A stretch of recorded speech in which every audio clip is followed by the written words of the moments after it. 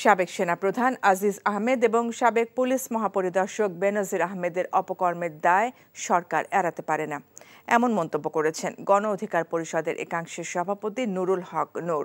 বাজার কারসাজি, দুর্নীতি, লুটপাট ও অর্থ পাচারের সাথে জড়িতদের গ্রেফতারের দাবিতে জাতীয় প্রেস ক্লাবের সামনে গণ অধিকার পরিষদ আয়োজিত বিক্ষোভ সমাবেশে তিনি একথা বলেন।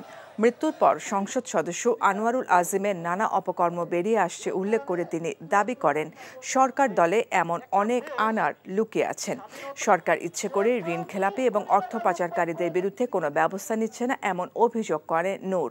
হুঁশিয়ারি দেন শীঘ্রই জনগণকে সাথে নিয়ে দুর্নীতিবাজদের বিরুদ্ধে ব্যবস্থা নেওয়ার। এই পুরান ঢাকার সন্ত্রাসী পরিবারের সন্তান, যার গোষ্ঠী শুদ্ধ সন্ত্রাস, এই আজিজ পরিবার, সেই পরিবার থেকে প্রধানমন্ত্রী সেনা প্রধান নিয়োগ দিয়ে তার রুচি এবং তার মানসিকতার বহিঃপ্রকাশ করেছেন। এই বেনজিরকে পুলিশ প্রধান কে বানিয়েছে?